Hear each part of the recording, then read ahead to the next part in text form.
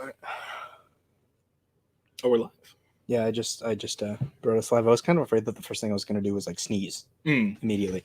Do it live. Okay. Oh, there's people there. People are here. Yeah. Always weirds me out every time I do one of these. Yeah. I'm hoping the audio comes in good. It's so hard to tell. So many things like affect the acoustics. So hopefully we'll wait about a minute or two. All right.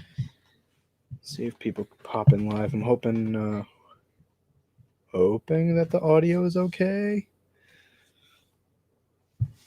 What's going on, Mark? Welcome to the party, buddy. To Helium 29, it's good to see you too, man. Thank you for showing up. All right, so for the three of you that are here, is our audio good? Is it clear? Is it echoey? Give me the lowdown. I want to make sure you get all of the juicy, unguilty self-promotion in the highest audio quality possible. Yeah, just really hitting it right into the preaching to the choir. 100%.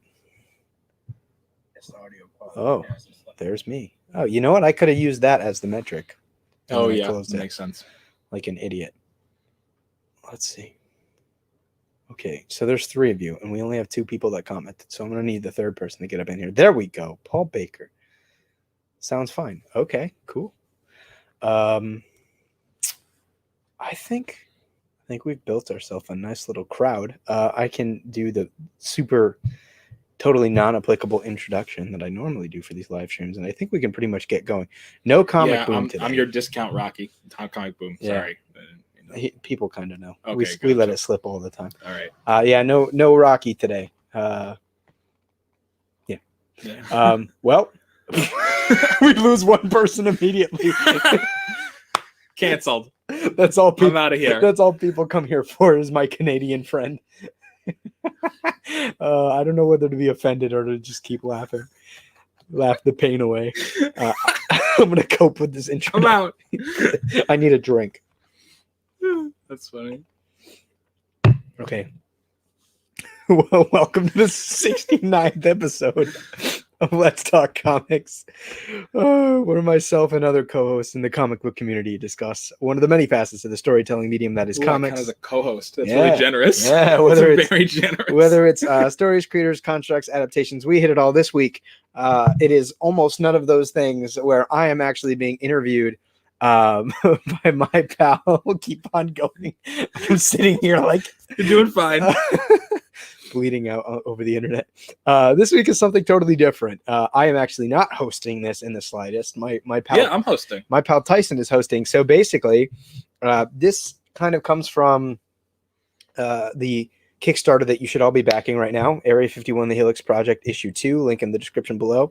If you don't check it out, I don't know if we can be friends. And that's all I'll say on that. But one of the rewards on multiple tiers is a 30-minute private Q&A. And of course,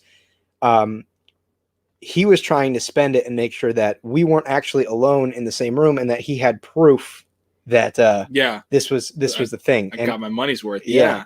So I do not have a channel. That's really sweet of you though. Yeah. So he's like, well, what if I interviewed you? What if we just did the shameless self-promotion? So with that, go check out my comic book. It's great. He checked out my comic book. I did. I like the comic book. Yeah. So we made a good book. Follow suit. And yeah, I guess you know what we'll do? We're like so close to $4,000 on the Kickstarter campaign. If we can break 4,000 over the course of this live stream, I'll give 2 live viewers a free copy of the first issue. I will mail it to you. And if we can somehow hit 4,500, I'll sign them both. So let's do that. Okay, friends? Okay. Tyson, take it away. Awesome. All right. Well, I have a bunch of questions. Do I have to keep this under 30 minutes? No. Okay, cool. All right. So I figured we should start in the simplest way we can. How's issue 2 going? Is it going good? Yeah, I definitely approached this one a lot more comfortably than I did on the first one. Obviously, the first time through, there are so many things that you not only have to set up being like the initial sort of, it is the litmus test for the whole series. Mm-hmm. But also it was the first comic book I had ever written. And the first thing that was going to be going to print. I have several projects that are sort of in limbo, through publishers that are not comic book related. But this is the first thing that was actually going to see. Yeah, you might want to get in frame. Oh, sure. I'll move my chair over. Am I more in frame or less in frame? You're more in frame. Oh, I'm in frame. Sure. Okay, great. Hi, everybody. But basically, the first time through, there was like a lot of anxiety, setting everything up, making a name for myself, making sure that I'm not only being entertaining, but doing the things that the story needs, right? Mm-hmm. There's just a lot of things to pay off there. And I've mentioned it countless times that like, I also wanted to avoid things that I didn't like that professionals in the industry do with first issues. Those like crazy blocky text, text bubbles with a bunch of exposition. I'm like, it's comics. Oh, yeah. Like it's a visual medium. I need the art to do a lot of the work. And I want to pretty much put myself in a situation where if there is writing on the page, it is important and it is good. I agree. I don't like a wordy comic. I like the like flow. So issue 2 is going good? Yeah. I mean, issue 2 is, I think if you enjoyed issue 1, I think you're going to love issue 2. If you haven't read issue 1, you're going to go like issue 1 and then you're going to love issue 2. So there's that. But I think that obviously there is something to be said about adjusting to the format, specifically generally becoming more comfortable as somebody who is putting my work out into the public. And also, like issue 1 was a lot of setup. So I felt like by the time I got to issue 2, I had all the space that I needed to where, love my readers, love you all, but I can manipulate you now. I can tug on your heartstrings. I can break for a sprint when I need to. I can stop suddenly when I need to. You build a level of trust with the audience. I can build trust, suspense, whatever I need to do. I pretty much have the reader now because they're hopefully and theoretically invested in this character, his trauma, his backstory, and can relate to him in some way. And if not, I think you're going to meet a character in issue 2 that a lot of people are going to kind of begrudgingly like a lot. Like I see that character being a series favorite by a lot of people. So you think people won't like him at first and then will like him, or he's like an anti-hero thing? I think people could like them the whole way through. Gotcha. But I do feel like that it is going to be a breakout character, because honestly, the protagonist is the first character you start writing. And then when you get into supporting characters, especially with something like this, where it's my first time doing this, I felt way more at ease. I'm like, I really need to do all these things with my protagonists. I need to make them relatable. I need to make them interesting. I need to make them active, and I could be a little bit more free flowing, with the supporting cast and have room to make this world and this narrative way more engaging through them. Gotcha. Makes sense. So I want to get into the nitty gritty of this by talking about something that has nothing to do with your comic, which is I want to talk about. I think it's been about a year since Martin Scorsese went off about comic book movies. About a year, and he kind of doubled down recently. I don't know if you know. Did he really? Well, yeah, he wrote an essay about an Italian director, Fellini. Yep. And kind of doubled down on some of his stuff. He said, like, that's not cinema. And I want you to, like, because we're both big fans of Martin Scorsese. Yeah. I know you are. I would like to hear your thoughts about that a little bit more. I would like you to expand a little bit on what you think about kind of whether or not, I know his comments are more about action sci-fi cinema, not really comic books in particular. Yeah, but they were definitely part of the statement. like your statement. I would like your take on kind of how you feel about that. I love Marty, and he will always be my favorite grandpa of cinema. But boy, I can't wait till somebody adapts my book, and it's going to be cinema as fuck. Marty, if you want it, it's yours, by the way. But, he has a right to feel how he feels, but I think that there's been such a stigma of genre fiction and comic books in particular, in not only the public consciousness, but just kind of baked into like pop culture and art. And it's not what people thought it was. I mean, we're in a position where like, how many of the top 10 highest grossing films of all time are comic book movies? How many people does that appeal to? And it's not just because it's some crazy flunky action movie. I mean, people cried when Tony Stark died. You know what I'm saying? People cried at the end of Guardians too. People cried when Hugh Jackman died at the end of Logan. Like, these characters resonate with people. And I think that it's an oversight on such a genius like Martin Scorsese to make a comment and sort of diminish the sort of artistic impact of these characters and what they mean to people. I mean, how can you make a movie about Greek gods and discard comic book characters? Like they are our mythology. Like these superheroes are our mythology. They're yeah. Do you think so? I think one of the common criticisms of like superhero movies is that they kind of hit with a sledgehammer instead of a scalpel. Do you think that do you think that criticism is fair? And if you do think it's fair, would you like to see more scalpel work in the future? Something closer to Logan, further away from I mean, maybe the first Avengers movie. I mean, I think they both have their place. Mm-hmm. I think that the hammer is obviously going to appeal to more people because not everybody wants to sit there and like intellectualize everything. And I say that as somebody who does want to sit there and intellectualize pretty much everything. Not everybody wants Taxi Driver. Yeah, and I do, but not everybody does. Like that's something that they have to keep in mind. Do I want more scalpel superhero movies? Absolutely, yes. I mean, I think these characters are complex, and I think the potential to tell stories with them that are so sort of highly specific and yet hyper impactful is so high. And so, I want both. I mean, I think that I've often kind of made that comment lately about comics is that I want more comics that kind of function more as a scalpel than a hammer. But there's a place for both. Speaking of which, this is good. You ready? So I know you've talked a lot about, definitely on this channel, about your love of indie comics kind of in the face of big two right now. Could you pitch me on indie comics? If I'm pretend I'm a skeptical big two fan and you want to pitch me on indie comics. You like Taxi Driver? I do like Taxi Driver, yeah. Taxi Driver would never happen in a big two comic. That's it. I mean, really, honestly, you don't have that level of creative freedom. So obviously I love my big two comics. For all of my criticisms, at the end of the day, I don't want to say my career peaks, but I am probably at my happiest in my career if I'm writing Batman or Daredevil or Thor or Superman, because of what those characters mean. But you're not going to get the same level of authorship anymore. And I think that it specifically kind of rang true when DC got rid of Vertigo. DC Vertigo was sort of, the inception, a big part of like widening the inception of authorship in comic books and getting that sort of high art storytelling.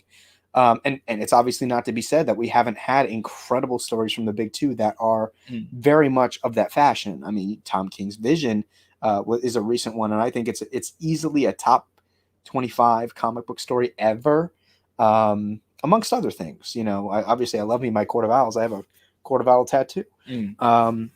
But I think nowadays, seeing how particularly corporatized the big two are getting, the likelihood and the frequency of stories by creatives for creatives is going to become a lot less.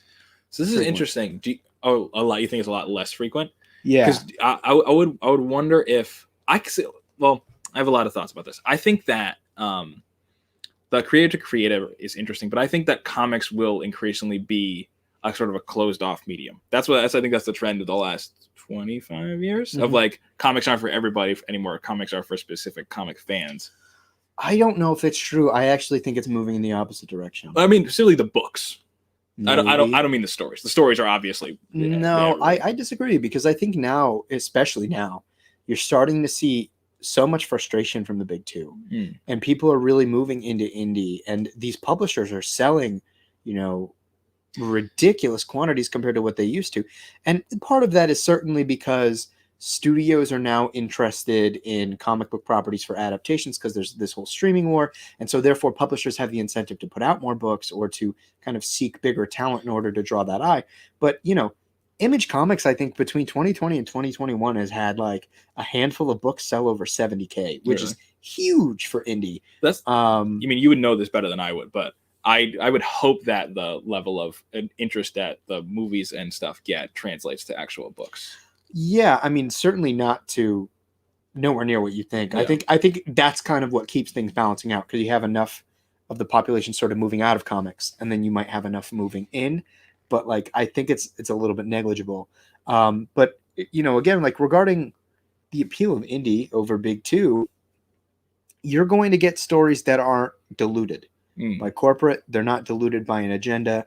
They are purely the vision of the creator. Now, some creators may want editorial consultation, but in which case they own everything. So not only is there a lot less of a stressor to sort of appeal to corporate gods, you can just be yourself. And I think, just with my minimal experience between issue 1 and issue 2, I think it becomes kind of obvious like how much more comfortable I'm getting. And if we were doing something like a big 2 comic, I don't think that would be the case unless I was at the point in my career where I could just say, you need me more than I need you, which is a very rare occurrence. Yeah, gotcha. If you could be compared to, if your work could be compared to any comic book writer, no, who would it be? But you can't say Alan Moore though. I wouldn't, because I'm nowhere near him. Maybe when it's all said and done, the end of your career, who would you like that? I just want to go into my cave and for everybody to remember me like Alan Moore. Yeah, you can't say Alan Moore though, because I figured that's what you'd say. Well, it's hard to say because I don't quite have a built-up body of work yet. Right. Speaking specifically to this series, it's inspired by the late great Dwayne McDuffie, thematically, big time. Shout out to his milestone stuff coming back. It's definitely inspired by Ed Brubaker, Sean Phillips. I've been, especially in this past year, reading a lot of their crime stuff they've been doing over at Image. It's absolutely brilliant. I read Pulp at your place on your recommendation. Yeah, really, really good stuff. I'm inspired by Alan Moore, of course, but I'm not as smart as Alan Moore, so I can't say that it reads like him.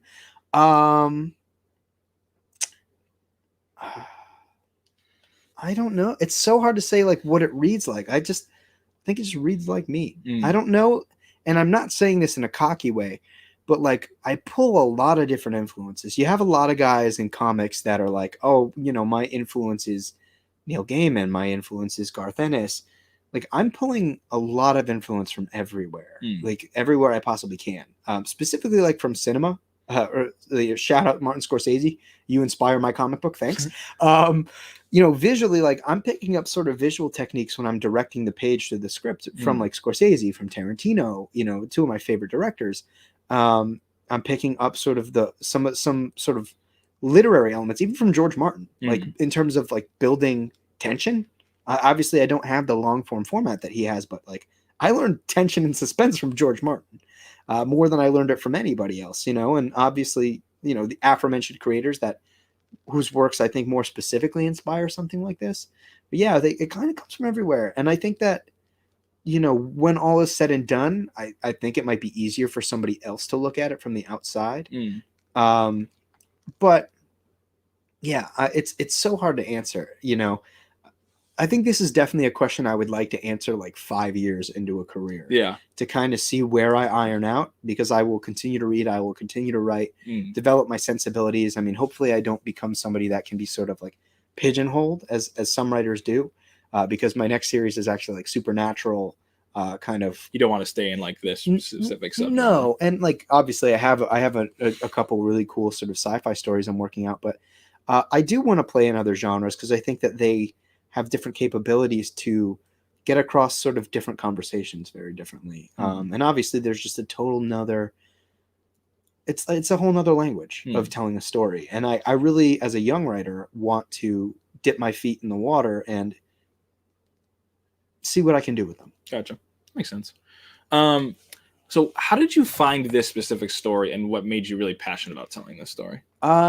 Well, they say to write what you know, and I'm super young, so admittedly, I don't know a lot. I haven't experienced a lot, and this. For 3 years, I studied molecular biology, and I think when I was kind of toying around with writing a comic book, the first thing that came to mind was sci-fi, and how upset I get when like science fiction is just so vagrantly wrong and like not even wrong because it's sci-fi, so it's going to be kind of wrong, but it doesn't like no basis. it doesn't suspend you at all. Like a scientist will immediately hear this and go, that's like actually incorrect. Like at least I can work off of something or springboard off of something, and I think that's cool. Like I have, for example, I've talked to you about this that you guys will never hear until it's on the page. Love you. I just want you to read it.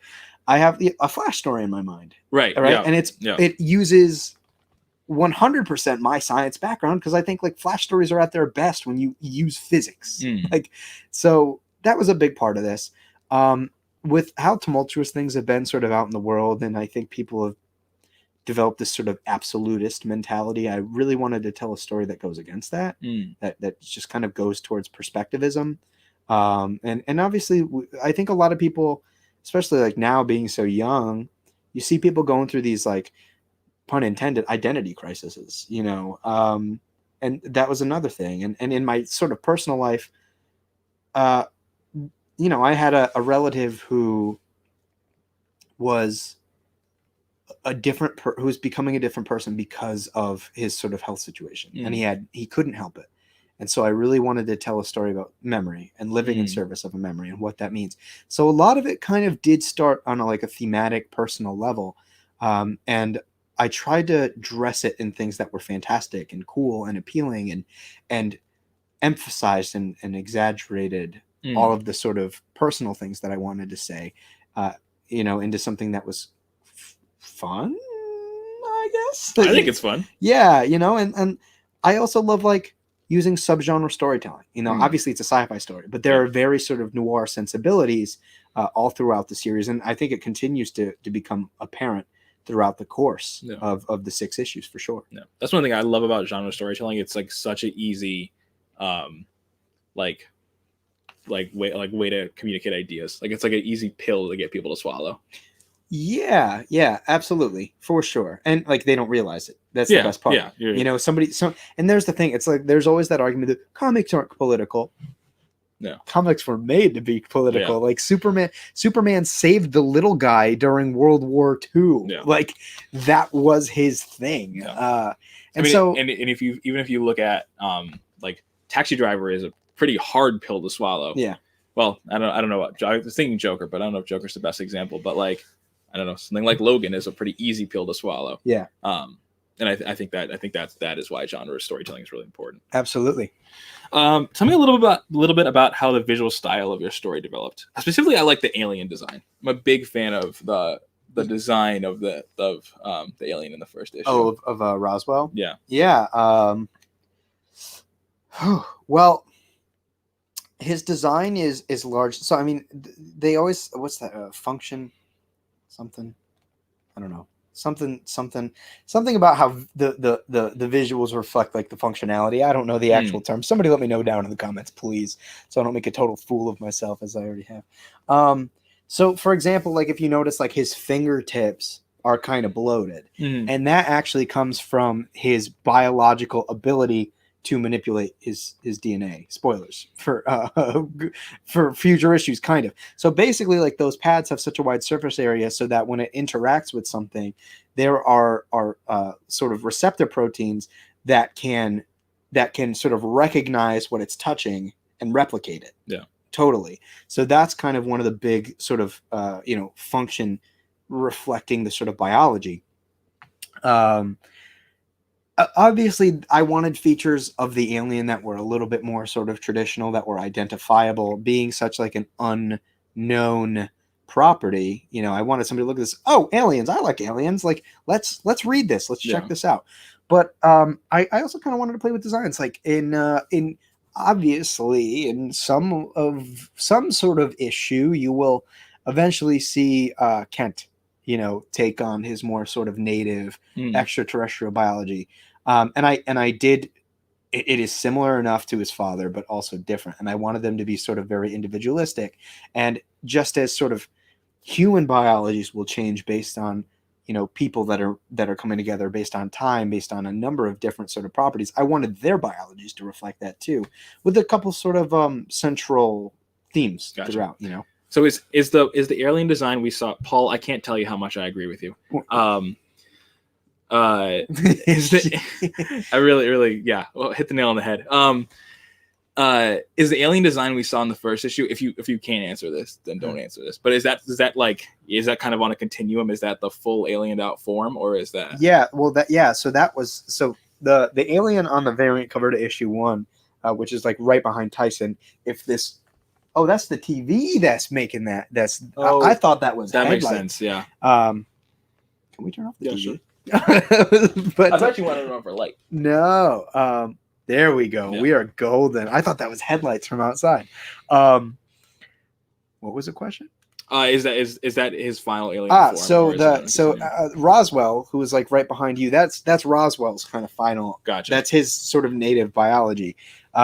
Kent's, like I said, will look slightly different, and I think it's cooler. To be honest with you, I had to get the protagonist, the cooler kind of design. But yeah, that's sort of like the gist. You have the sort of large cranium, very sort of vascular body. It's a little bit more like biologically efficient that way, and that's just kind of coming from like an ex-biologist point of view, and then obviously the sort of bloated fingers and toes, things like that. So yeah, there is a consistency that kind of runs through it. Gotcha. So I want you to talk a little bit about the themes of your story, because you've talked to me about it a little bit, and I feel like you've hinted it in your sort of marketing for the story. Yeah, absolutely. But without spoiling it, I would like you to talk a little bit about what you would want people to take away from your story. Well, I think I want people to, first of all, take away that like we're all people. Like, it doesn't matter who you are, where you come from, how you look, how you think, unless you're like a raging lunatic. Like, you're people. Peoples is peoples. People are people, and everybody deserves to be treated like people. That was a big thing, and also like this really predatory. There's this really predatory stigma around like conformity and not being yourself and feeling like you need to be something if it goes against everything that you sort of inherently or instinctually want to be. I think that's terrible. Obviously, unless your instinct is to like be something horrible and like wrong, but like, let people do people. Like, there's a reason our genetics are prone towards variation. Like, so too should our personalities. And how we think and how we feel. Like, that's the only way we move forward. So it is a lot about like a lot of sort of similar themes to like Milestone in a way, like Kent, one of the sort of early images in issue 1, spoilers, it's not really like a heavy plot thing, is Kent like crumpling a comic book that looks like Superman. The comic is meant to look like an homage to Action Comics #1. And he's resentful. Like, he's resentful that, everybody loves this sort of alien figure because he looks like us. He looks like the sort of man on the top of the social hierarchy. And, he's praised. And you kind of get the sense that like his father's out of the picture, and why. You figure out why his father is out of the picture by the middle of the issue. And I think my favorite scene of the book, of that first issue, I should say.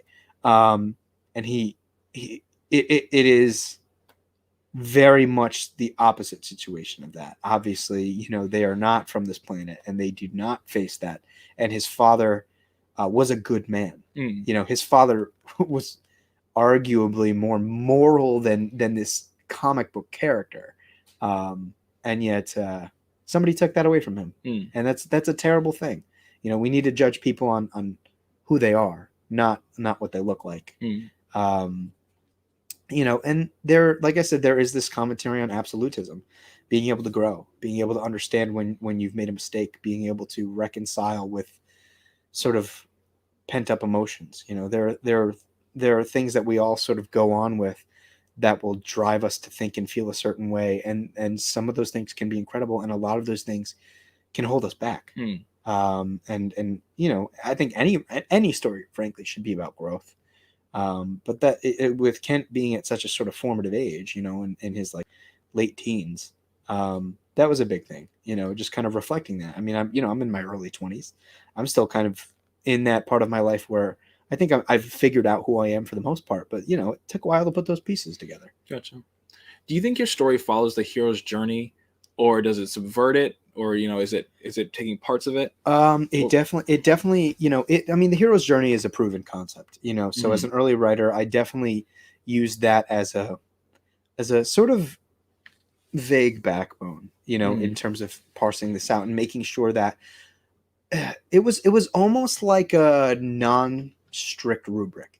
I wanted to make sure that the flow of Kent's arc was appealing, and that it oscillated, and that it wasn't like a straight line plummeting down. I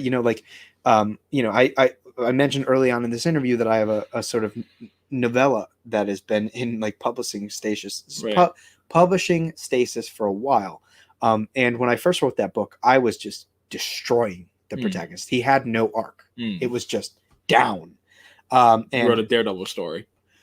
Yeah, but not as good. And once I sort of brought that to the editor, and the editor kind of talked me off the ledge, I ended up developing that into a much better story. And so I definitely wanted to take that lesson onto this and make sure that there is a light at the end of the tunnel, but that light can't be too bright. It needs to be a narrow tunnel. He needs to trip. It needs to feel like it's closing in on him at times. The challenge 100% needs to be there for him. And so, the hero's journey is definitely something I've referenced. And it was this sort of early backbone for the story, but I've definitely kind of tried to stray and make the story mine and not make it, a carbon copy of the thousands of other stories that have come before it. Gotcha. What was a creative challenge that you didn't anticipate going into the book? Specifically a creative challenge. I'm sure there's a couple. Yeah, there's probably a few things.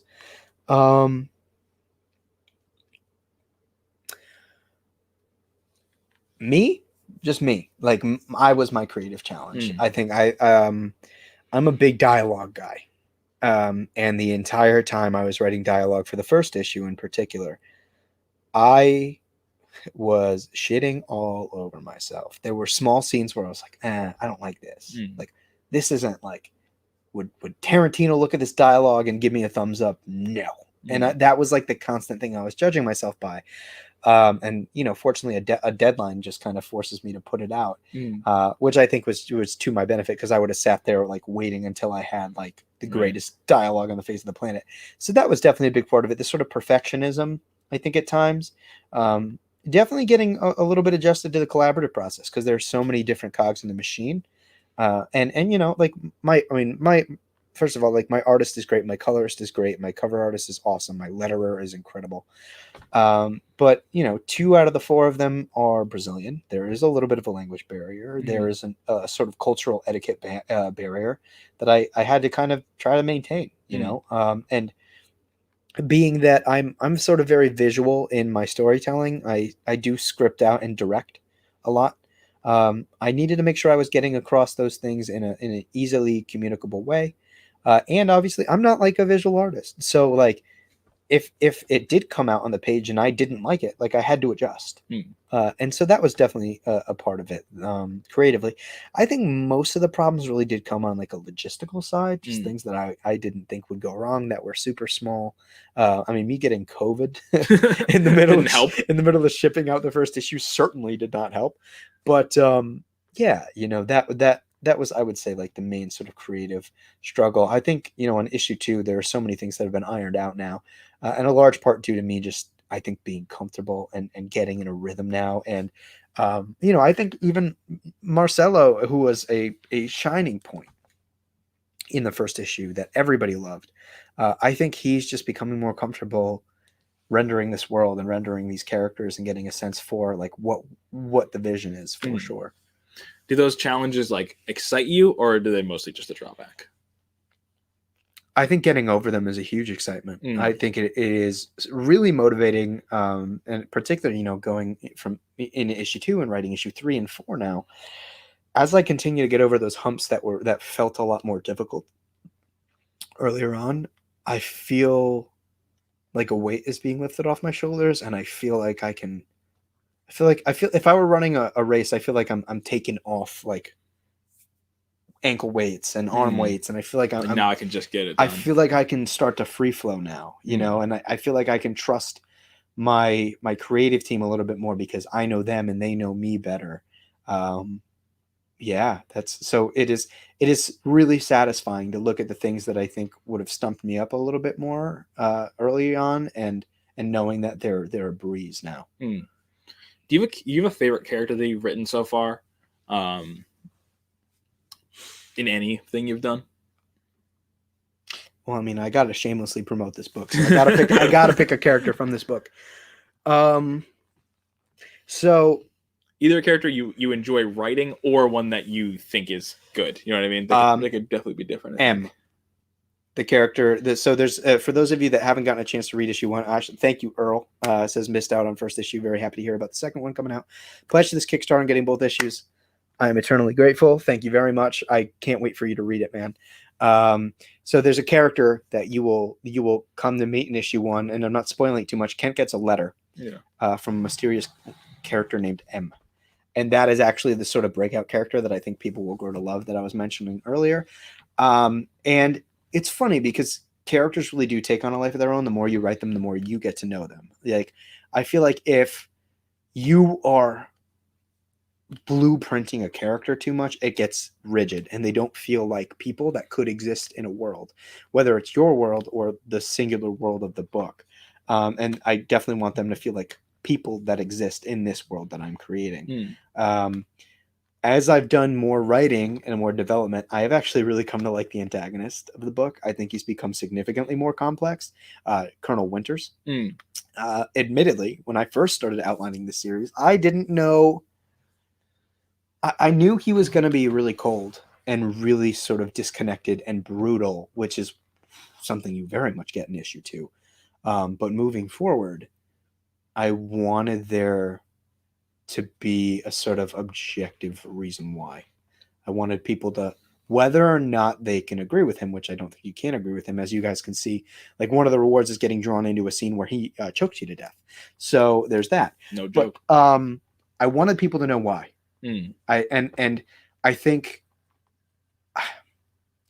I'm trying to do something, frankly, that is a higher concept than I am sort of a writer. You know, like it's I think what I'm trying to do is very advanced. Trying to swing for the fences. Yes, I'm very much trying to swing for the fences.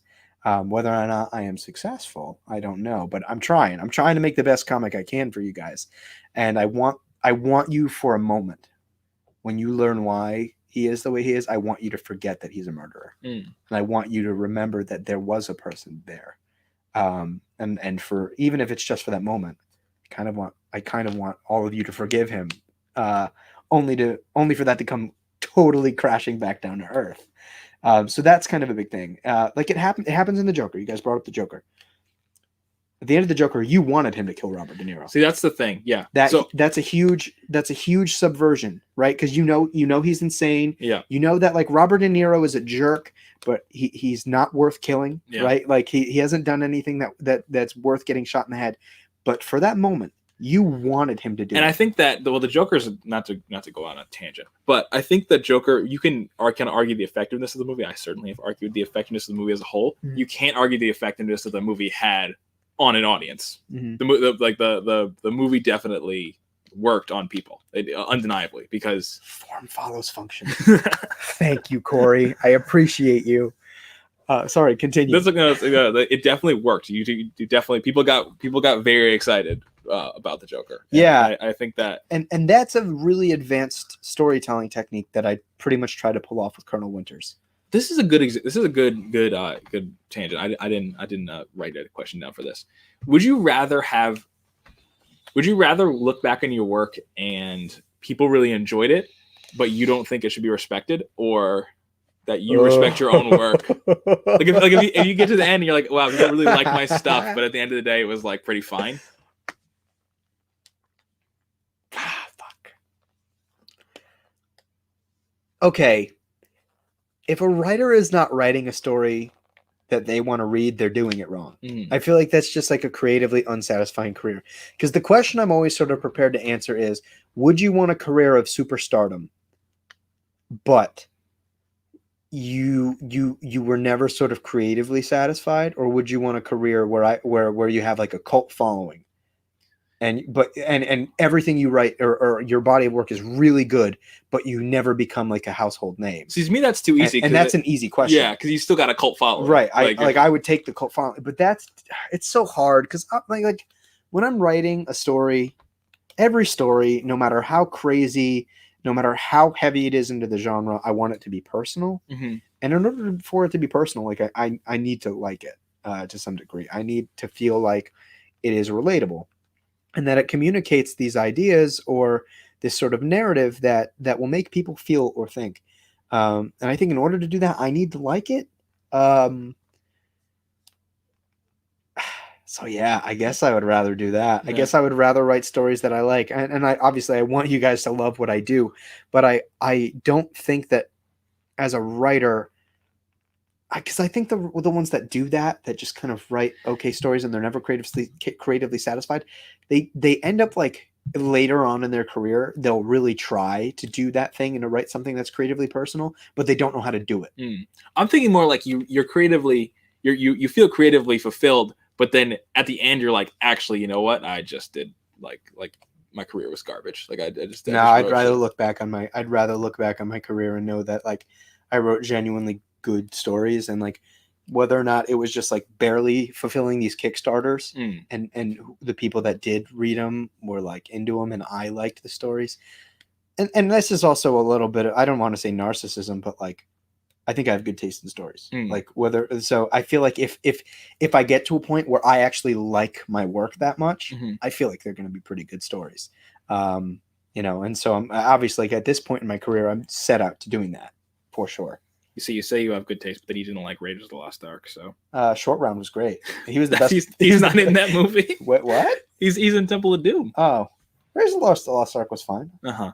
I mean, but like Short Round is like the best part about the indie franchise. That's insane. Can we get a hashtag Short Round in the comments, please? What are three? So this is kind of, I guess this question can get a little in the weeds. What are three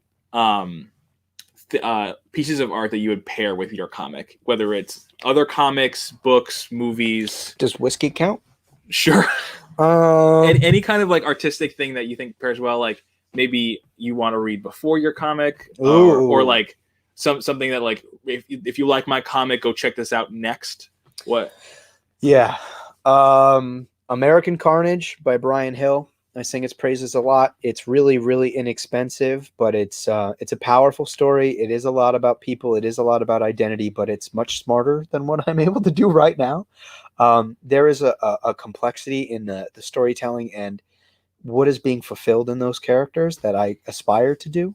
Thematically, there are some sort of similarities. I mean, Brian Hill is an influence of mine, and I wear that on my sleeve very proudly. So I would say American Carnage. It's also a story that I don't think enough people read. It was the best book of 2019, bar none. I don't care what you say. And if you say anything otherwise, you're wrong. Just kidding, because then I'll get canceled. Film-wise,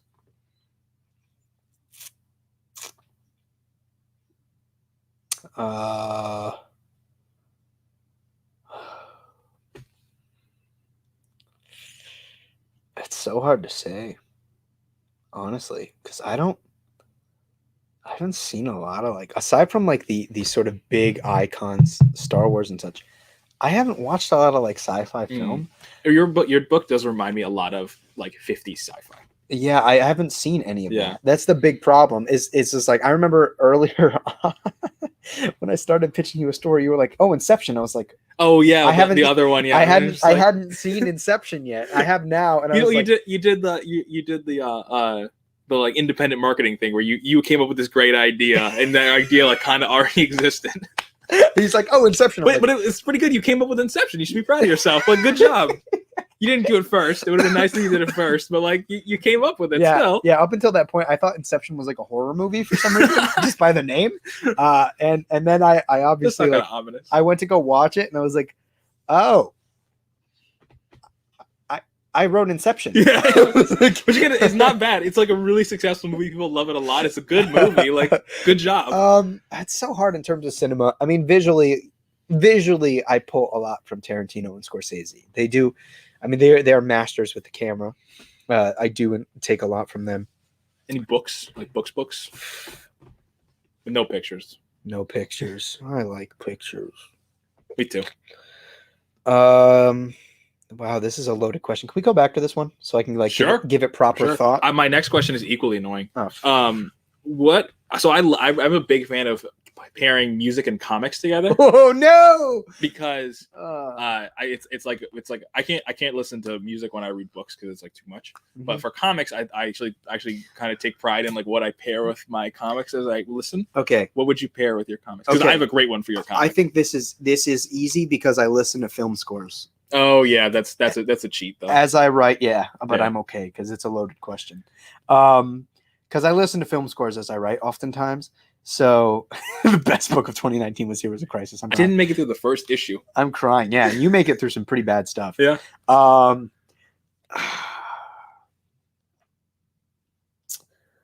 So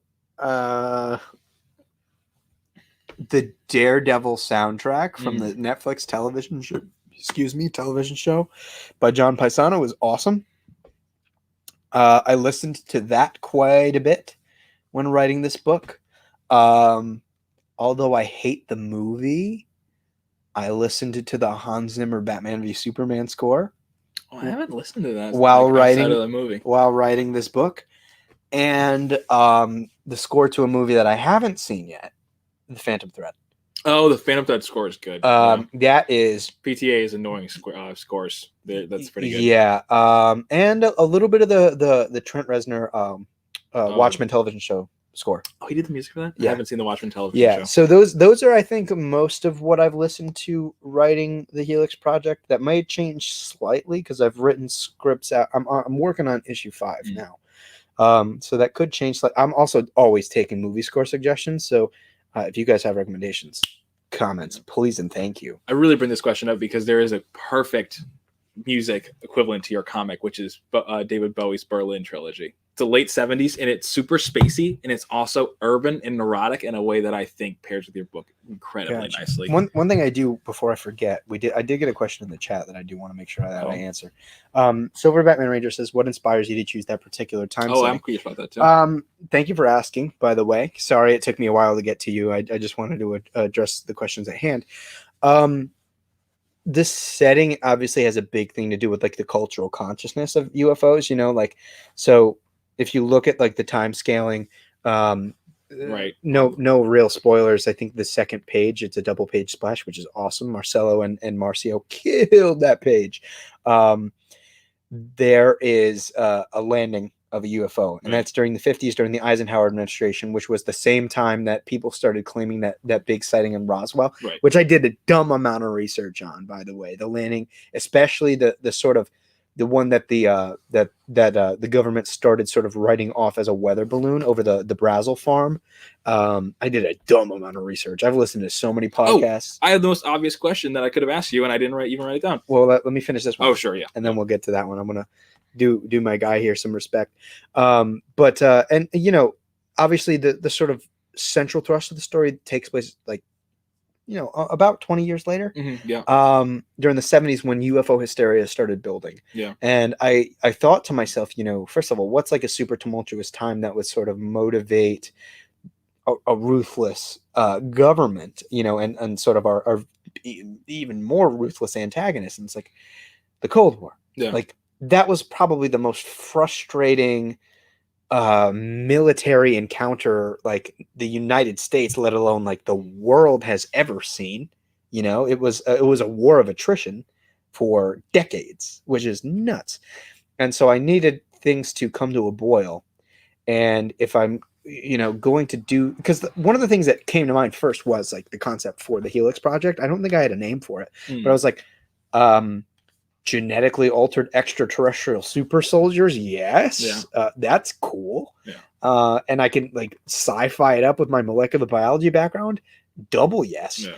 And so I was like, what contextually needs to happen? to make that like believable, to make that feel organic. And I'm like, well, massive UFO hysteria, the onset of biological weapons, obviously the motivation to do such sort of cruel experimentation, and all of that sort of wrapped together. And obviously, like the 70s were sort of like socially a very tumultuous time for the United States. Like we were starting, like I would say as early as the 60s, like we were beginning to change in terms of like our cultural consciousness. And it's I mean, the 60s were fiery, and then the 70s were when we actually figured it out. Right. 70s is when we actually started. And the frustration for Kent is that it seems like everybody around him has figured it out but him. Like he still feels like such an outsider. Yeah. You know, there's a reason like early on in the first issue, like anything you're getting of his voice is like internal. He doesn't like to talk to people. He feels out of touch. Yeah. It's a lot of him in his head, and it's torturous. You know, when just you sort of like your head is a crock pot for your own sort of detrimental thoughts. And so I thought the 70s, obviously with that sort of background contextually, provided like a really compelling backdrop. You're actually hitting the New York at a really good time. Yeah, like peak, like nobody's there. Yeah. Like really, really before gentrification. It's like a good gritty New York time. Yeah, I also love New York. Yeah. So that helps. If you could get I gotta ask you my question. Yes. Did have aliens landed? Yes. Yes. You're like 100%. Oh yeah. That's a whole nother conversation. And how close are you to, like, do you want a tinfoil? Like how close are you to tinfoil hat? I mean, so first of all, there are like things about our evolution that are just like inexplicable. There was a period of like, I didn't know this about you, and it makes me so excited. There were things, first of all, okay, I don't want to make this like the Trevor conspiracy theory thing where people point to me as like that really crazy comic book author, but like there were things about our evolutionary history that don't make sense. One of which being that like our brain quadrupled in size over the course of like 2 million years. None of our other organs came close to a fraction of that. So, and you notice that the sort of onset of alien sightings happened around the time we started coming up with weapons of mass destruction that could destroy planets, practically. So as far as I'm concerned, they came in, we were their plaything. I think our predecessors were modified in a way to where we did see that massive sort of expansion of our cranial capacity, you know, over that time. And then once we became dangerous, they were like, oh my God, the monkeys might actually kill themselves. And then they kind of pop back in. There's just also, first of all, the universe and whatever is beyond it is so broad that it is so narrow-minded to me, like whether you're religious or not to consider the fact that there are other sentient beings out there, and considering like we're such a young species that they haven't lived, you know, that their civilization hasn't lived like lifetimes around ours. I'm vibrating right now with excitement. I didn't know this is a whole other part of your personality that I can't. Wait. I'm assuming you have a down payment on a cabin right now, just like a cabin that you're gonna go live with your tinfoil hat. No, I'm putting all my money into this freaking comic book. Go buy it, please. I'm broke. Like, for the love of God. That makes me so excited. I really can't tell you how excited I am. I want you as a conspiracy theorist is gonna be great. If you could get any comic book creator, either alive or dead, maybe one of each, that can give you like a second opinion. You can put maybe her sister just take omega-3 vitamins. I love that.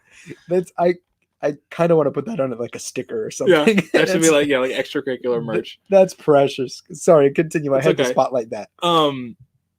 If you could get somebody to have like another pair of eyes in your comic and like give you notes. Oh, Karen Berger. Oh yeah. Greatest comic book editor of all time, by the way. So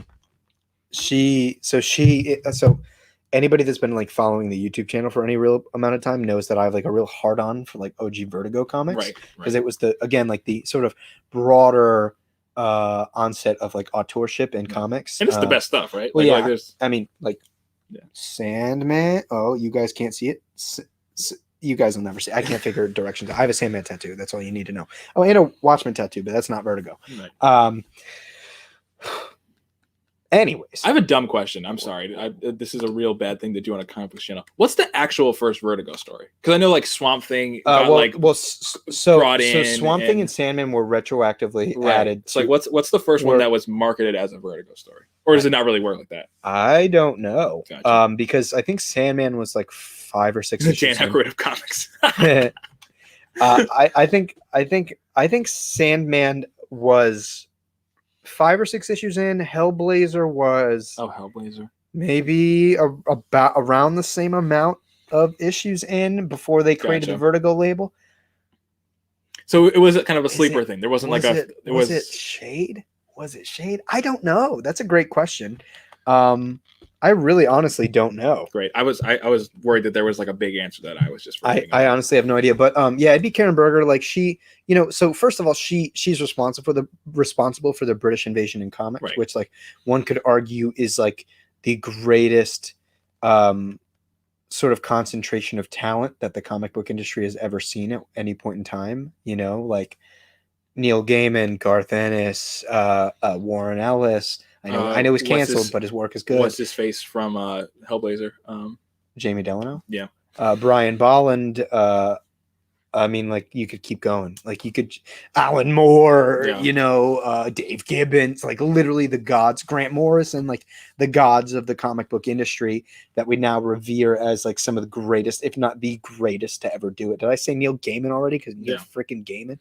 And she had the foresight and the sort of creative eye to not only pick them out and place them on projects that they would shine and revolutionize. I mean, like, they made characters like Animal Man popular. Sandman, like, didn't really exist in the form that he was in and made him outsell Batman and Superman. And, like, it's arguably the greatest long-form comic of all time. Yeah. So, like, she's also like said no to them. Like she knew when to say no. Yeah. And if it wasn't for her, like Sandman might not have been as good as it was. There's a particular story where somewhere in the first volume of Sandman, Neil wanted to do something and she told him no. In the Midsummer Night's Dream issue that everybody like raves about, she denied Neil's original pitch. Oh, really? Until he ironed it out because it was way too esoteric. And like she's brilliant. Like if anybody is, and that's like, this is like kind of turning into like my rant on like how important a good editor is, but she knew how to distill what the creative vision was and make it the best possible thing, and she had an eye for it. And like I would like lose my mind if I'd be able to work with Karen Berger. Like if she were able to help me distill all this stuff in my head into the best possible thing it could be, and probably into something better because she's so brilliant. So yeah, Karen Berger would be awesome. Otherwise, obviously, Alan Moore. Like, I don't care if he could just like shit on me and say that I'm like the worst writer he's ever met. It's my life goal to meet Alan Moore before like at some point in time. So you got to answer his question about whether aliens come from under the sea. With the theories on aliens, some people believe that under the sea, whilst others believe that they come from the sky. I can't get Which theory do you understand? I can't get down with the under the sea thing. That seems kind of lame. I mean, there are definitely like there are plenty of organisms in the sea that we don't know really about weird, yet, that are really weird and like they're alien to us because we don't like understand them, but they're not like alien to the planet. I mean, alien sort of. I'm pretty sure that like part of the definition of alien like is constituted in something that comes from somewhere else. Yeah, and so like. Therefore, an alien wouldn't technically come from Earth, but like, yeah, I mean, I think it comes from elsewhere. No, yeah, it would have to come from elsewhere. I was gonna have to say something else, but then I feel like I feel like Mark McKeever. I knew I loved you for a reason, buddy. First Vertigo was issue 1 of 3 for the High Cost of Living, which was a Neil Gaiman. Is that a spinoff of Sandman, which is brilliant, by the way. I haven't read that. It's really good. One of the sort of best parts about it, but that was like I don't remember. Again, it was like partway through the first arc of Sandman and Hellblazer, and like you said, Swamp Thing kind of got retroactively added. But yeah, what question are we on now? I don't remember. I think you answered my last question. Okay, that's good. This is what I was gonna say. I feel like so much of what makes Aliens fun story wise is because it has this like aspect of being like something we don't understand and something so foreign and out there. It also has all kinds of like It's like sort of spiritual and religious and like this kind of like greater force that comes from the heavens. And we have such a big thing about the sky. They just come from the ocean. That's not the same. It's cool. Ocean is cool, but coming from the sky is a whole like, I don't know. It feels like a leveling up. Yeah.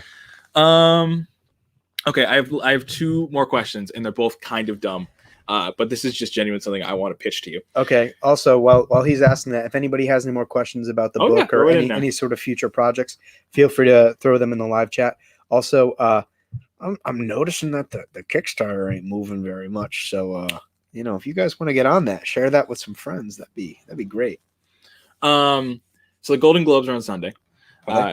Which is a dumb award show that is very stupid and I don't respect at all. Okay. But it's gave me an idea. I think that there should be an award show for comic books. The Eisners. But it should be televised. I agree. And we should make a thing about it. I agree. And how much does the Eisners get broken down into like categories and stuff? Man, there's a bunch. There's, really? There's like, best writer, best artist, best colors, best inker, best letterer, best like limited series. There's so many different like classifications. Because I think that's such a big deal of it's the Oscars of comics. But I think that having a televised award show is such a big deal because people just end up watching the award shows. Like, I mean, not so much the Grammys because nobody cares about the Grammys. But the Oscars, there are still people that don't care about movies who watch the Oscars. That's going away because TV's going away. I would love for them to make a bigger deal out of the Eisners. Just because I think people deserve them. I think that it deserves the credit because I'm always sort of such a big proponent of comics being regarded just as highly as any other storytelling medium. And I think this is why it's so good because I mean, my favorite part of the Oscars is they'll just have like 10-minute monologue or montages where they're just like, aren't movies great? And they'll show just like a bunch of like clips of movies. And I think that would be so cool to have for comics. I think it would be such a great thing of just being like the awards are cool, but like the idea of just like, hey, we're gonna spend 4 hours being like, hey, comics are important and comics are cool. I think that could be a really good thing. So we'll get on that. Yes. Yeah, we'll produce an award show coming next year. Yeah, as soon as I win an Eisner. You have industry connections. We can figure something out, right? Yeah, I guess. Yeah. All right. I have one more question for you. Does Pocket Watch Press count as an industry connection? Exactly. Yeah, Brian Hill. We'll hook it up. I know Brian Hill. Yeah, he's got some pull, right? He's got some pull at ABC. Oh God. All right. What's the last great comic you read? This is a selfish question. I want a recommendation. I'm talking really good. I reread Vision a couple 2 weeks ago. Tom King's Vision. That was fucking brilliant. For all the crap I give him about his Batman, Vision's incredible. I have the last incredible comic I've read. I've been reading a lot of DC Future State, so unfortunately, not good. It's been populated by garbage. Incredible comic. Another loaded question. I really like Ram V's Blue and Green. It's a horror book about jazz. Oh, I can get into that. Yeah. I find jazz terrifying. Yeah. It's a really, really good. Also, the trade dress for it is beautiful. The current series that's coming out that I've been enjoying, I am a little bit behind, so don't hold me liable for the last couple of issues. Department of Truth was really, really, really good. The art, Martin Simmons is very evocative of Bill Sienkiewicz. It's a story about a sort of secret branch of the government that is responsible for sort of tempering the conspiracy theories and discrediting them because all those conspiracies are actually real. And it's run by Lee Harvey Oswald. Yeah, it's actually really good. And I really wish Tynan's Batman was half as good as that Department of Truth book, because he's doing a great job on that book. Highly recommend it. Paul Baker just says he finished his reread of Cy Spurrier's Hellblazer, and he said that it was way better than it had any right to be. A lot of people were saying it was one of the best books being published at the time, and unfortunately it got canceled. I know it was one of those books that I was buying, and I read the first couple issues and really liked it and just kind of got behind, but it was really good from what I read. So while we're on Conspiracy Theory Corner, do you have a JFK thing? Because I have a JFK thing. Do I have a JFK thing? I'm kind of in that position where it's I could take it or leave it with the conspiracies. You know what I mean? If somebody has a real good pitch, for a conspiracy theory, I'm down to hear it. You know. Yeah. Do I actively sit like? Am I petitioning for people to like believe that like Lee Harvey Oswald was actually an alien and they were threatened by JFK? No. Like that's the sixth issue. That's how the book ends. that's how the book ends. Yeah. It's actually about JFK. Colonel Winters was JFK all along. Because my thing is he can't get off the 3 shots. It doesn't make sense. And also, I'll get in the weeds with JFK. He had a way better shot when JFK was coming down the street, and he waited until he was all the way over there. Please derail me. This is not interesting. Mark McKeever actually has come in clutch and come out with a question to derail you. Thank you, Mark. What's the comic book that got you into collecting? Mine was Alan Moore's story, Whatever Happened to the Man Tomorrow, and Superman number 423. First of all, 423 is my birthday, so I'm in. I also love that story. It's one of my favorite one of my favorite Superman stories of all time. I think it's a top 3 for me, up there with For All Seasons, which is a Superman story that like I feel like I'm the only person that's read sometimes that you should all read. I own that. I haven't read it. For All Seasons, yeah, I think I've made you buy it. Obviously All-Star Superman. But what got me? Okay. The story that got me into reading comics was Grant Morrison's Final Crisis. Not because it was particularly good, but mostly because I was confused as shit. And I read that story and I was like, whoa, my first like actual comic book story, Batman's dead? How did we get here? You know? So I went back, bought back issues of Grant Morrison's Batman run. So I don't know if that necessarily counts. I kind of bought his whole run really quickly. So I guess that's kind of what got me into collecting. I've become a lot less of a collector type and more of like if the story has meaning or value to me on a sort of storytelling level, I will go back and get single issues. Apropos, like a couple months ago, I got the first issue of Sandman. Oh, really? Which I'm elated to have. In terms of like picking up comics on a regular basis, it was actually Snyder's Batman. I had obviously read the Grant Morrison stuff. I really wanted more. Somebody recommended Snyder. I bought the trades to Court of Owls and City of Owls. Which I was hooked. I was addicted, and my broke ass college. I was in high school actually. My broke ass high school self was pinching pennies. Like they broke my back by not releasing a trade paperback at the same time they collected the hardcover. So I spent the extra money on the hardcover to Death of the Family, which literally broke my balls. Like that extra $5 really hurt back then. And then I was butthurt because I was like, I can't wait. Because I got it when it came out, that hardcover. And I was like, I literally can't wait. So I think it was around New 52 Batman issue 25 that I started collecting singles. And then I went back and bought all of the run in floppies. And I think Batman issues 1 through 3 were the first books and the only books that I've ever gotten slabbed.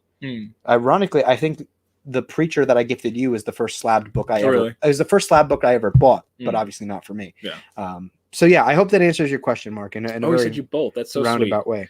way. It's really generous to call me a collector. I do love comics though. I think I am was it collecting comics had to been after you met me? Like getting like floppies? Yeah. I think I had like 2 before I met you. Yeah. But I mean, in terms of loving comics, I bought Batman Year One, Batman, Dark Knight Returns, and Long Halloween within a week of each other, and that was really good. And then I kind of read all the big Batman stories. I like Batman. I read a little bit of Avengers stuff. I think I read the Ultimates, and I read King Dynasty. And then I was kind of out. I was like, cool, that was a fun comic thing that I did. And then I read Watchmen, which the first time I read Watchmen, I was like, cool. It didn't blow my mind. But then I read I was on my way out. I was kind of ready to be done with comics, and then I read Sandman and Preacher kind of back to back. Also, like nobody understands Watchmen, which is like right. I definitely didn't on my first time around. Go back to that stream where I 100% where I have an argument with my Canadian pal about how 100% went Watchmen. way over my head. And also, I just had less historical context. I didn't really understand the Cold War yet. Yeah. So it's just like a bunch of stuff. So what was the book that got you into like picking up singles?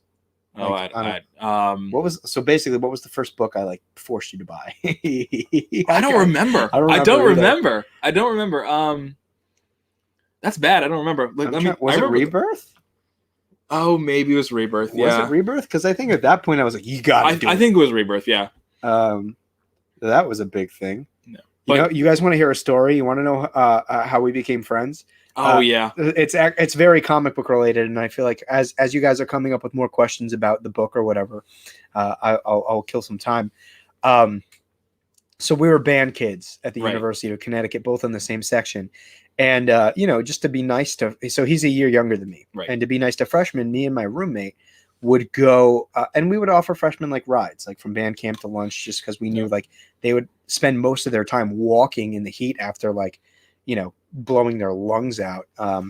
And so, we invited him. We were rides a couple times. Yeah, but we had invited you, to take a ride, and we're like, we're gonna get lunch. You want to just go get lunch with us and go back to the apartment? Said sure.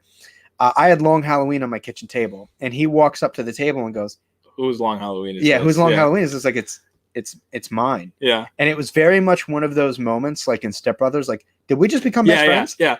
And I think that night he ended up staying the night at the apartment. Well, the real thing was we had a drive. We drove. It was that night to the stadium though. But and then I remember, our other friends were up front, and then we were in the back seat, being like, "Do you like this? Do you like this?" Like just like feeling each other out. But it was that night though. Yeah. It was like that night we were doing like a practice run at the Pratt and Whitney Stadium. Yeah, and we're like, just like, "Oh yeah, you like this? You like this?" Yeah, that was very much a Step Brothers moment. Yeah, for sure. And it's all tied back to Long Halloween. Especially because, up to then, I didn't have any friends that I had some friends that I was like, here, go in a room and read this. I did not have any. I was excited because I had almost no friends, and I was desperate to try to get my friends into comics. Yeah, I had nobody that I might like. My comic fandom was like just a singular thing that I went to. Yeah, like none of my friends were really in. And if my Edwin got into it, but that was only because I was so forceful about it. I was like, can you get into comics, please? Because he was into like World of Warcraft, and I was like, that's expansive. And here I am collecting like $100 and something a month in comics every month. But yeah, so it all ties back to comics, and particularly Batman. Yeah. So, what was the question? I shelved. Books. What's a book you would pair with your comic? So first of all, I would pair a glass of 1792 bourbon with my comic. Mm-hmm. You want to pass me the bottle just for visual representation for the people at home? 1792. Sponsor me. That's a good one. A book. Or anything else, really. Any other comic or, something that goes well with yours. Because I was thinking about specifically New York in the 70s of movies. So I was thinking Scorsese. Woody Allen has a really well. I mean, there are a million movies I'd be like, hey, actually no, because then I feel threatened. They'd watch like Tarantino and go, oh, this guy's shit. Like compared to Tarantino. What would I pair with my book? I feel like that'd be I'd love to ask that question of people that read it. Like, what do they think? Oh, because my answer would be Close Encounters. Easy. I haven't seen Close Encounters. Yeah, I haven't seen enough to really make that judgment call. Close Encounters, Invasion of the Body Snatchers. I might really say, oh, that's tough. That's really tough. I don't know. I really don't know. Like in terms of comics, like I said, if you want to get like some similarities, whether it's like tonal or aesthetic or whatnot, American Carnage by Brian Hill. Get into like Dwayne McDuffie's Milestone stuff. Yeah. Brubaker's Criminal is a big one. I mean, the book has homages to Watchmen, but Watchmen is way smarter than anything I can do. It's hard, man. This is such a hard question to ask because, like, in general, I've always said that I'm pretty underexposed for a writer. Like, I've been most of my film or sort of like pop cultural exposure has been like in young adulthood. Right. So it's all sort of compact. And there's it's funny that like I gravitated towards the sci-fi thing because like I'm not like I wasn't a big like sci-fi reader, like prior.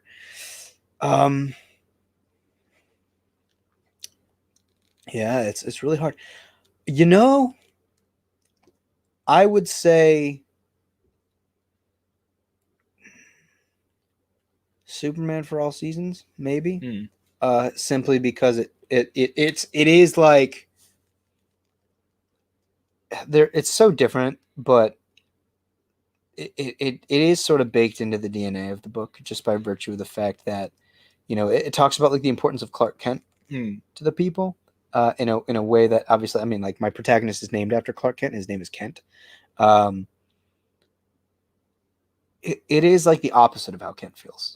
It's that is the mirror image. That is everything that he kind of wishes that him and his father could have had in terms of like the reverence from people, and the love, for just being good, regardless of like where you're from.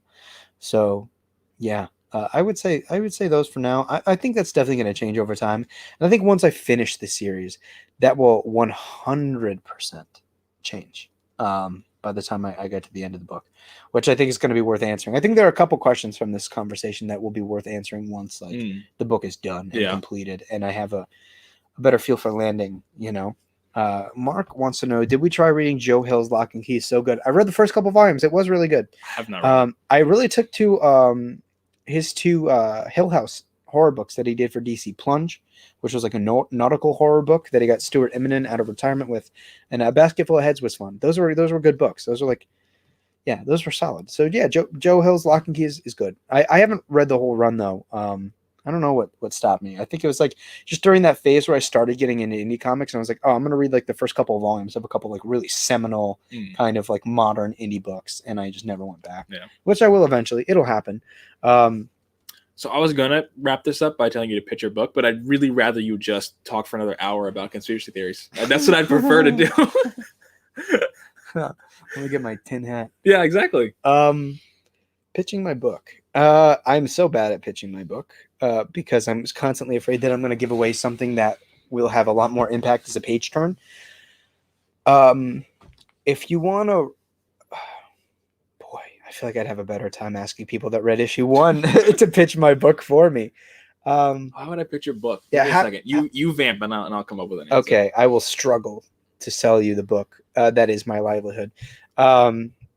First of all, go check out the link to the Kickstarter, issue 2, live right now as we speak. And if you haven't picked up issue 1, it is very accessible through that Kickstarter campaign.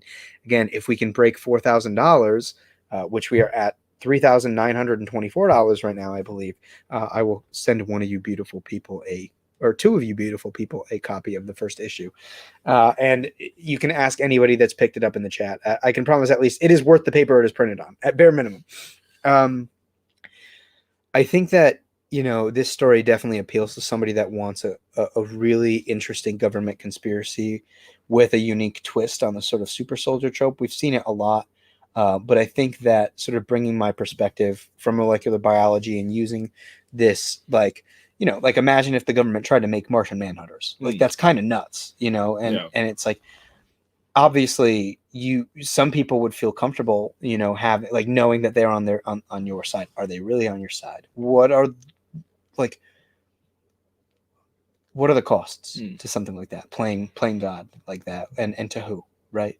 And it's a lot about identity. It's a lot about, living in service of a memory.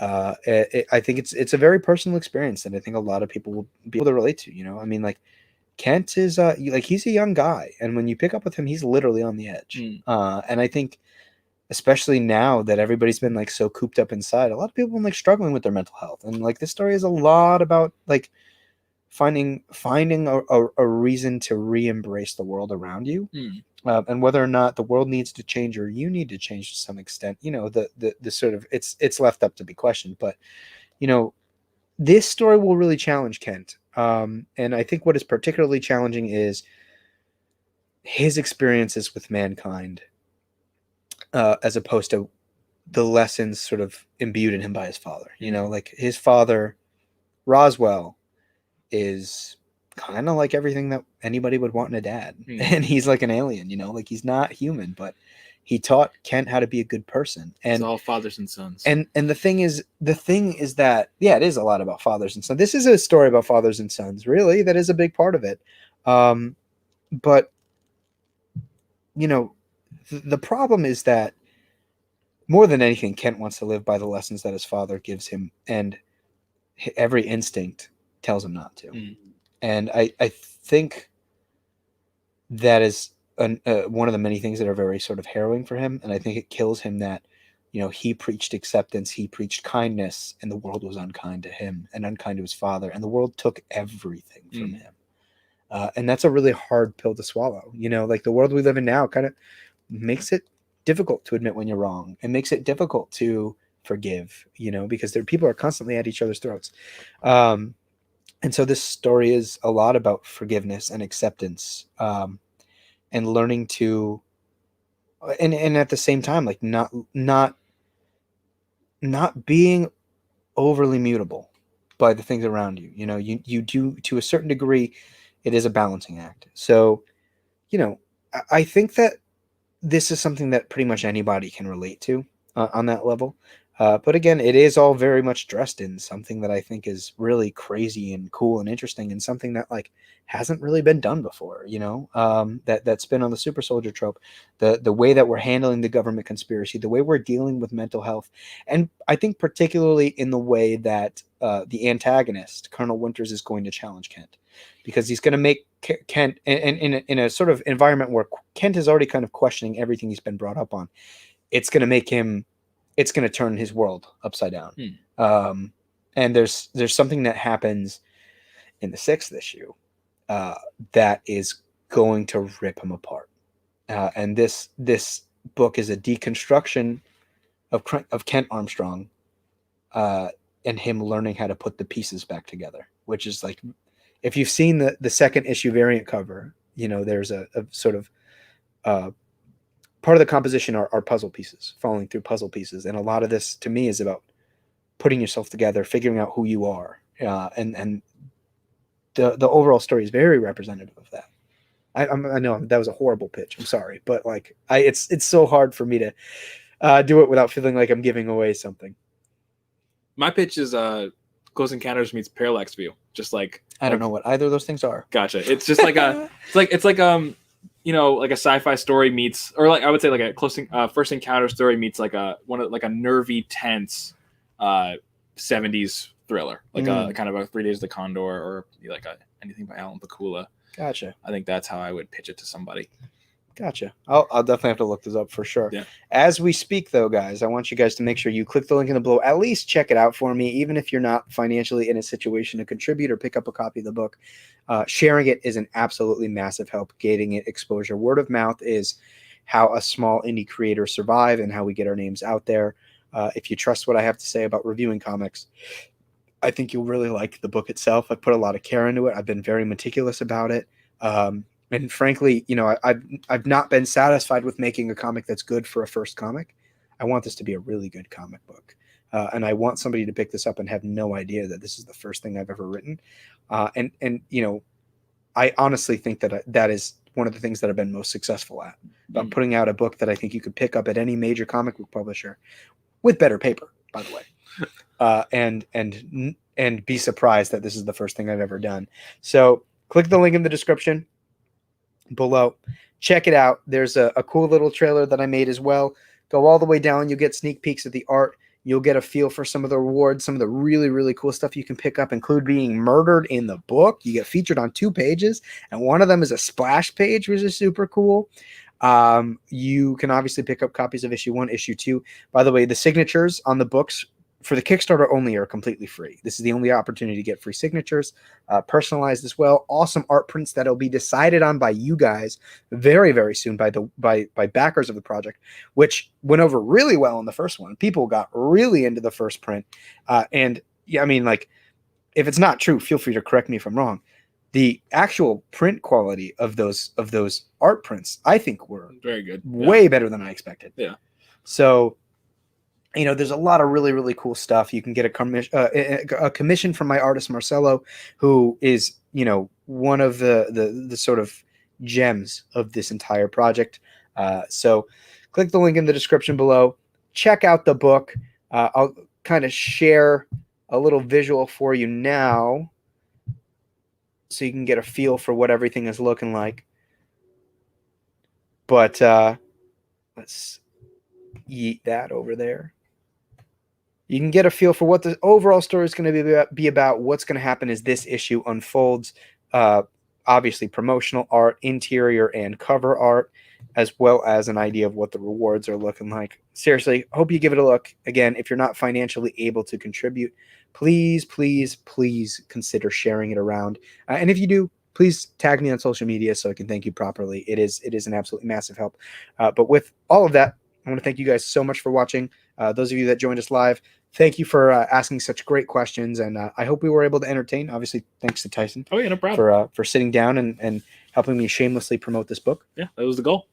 And check Tyson out. You can follow him and his antics on Twitter, which I will pop up on the screen right now, as well as myself. And if you want to follow if you want to follow my publishing venture on Twitter, you can check me out at PWatchPress or on Twitter at PocketWatchPress. Otherwise, if you just want me to talk about comics and not read my comics and have me cry about it later, you can check me out at Dark Knight NAT25. But thank you guys so much. We will catch you in another great video from Dark Knight Nation, and please consider backing Area 51, the Helix Project, now live on Kickstarter. If you don't, I will be crying myself to sleep and killing my liver with this Japanese whiskey. All right, everybody. We'll see you next time. Bye.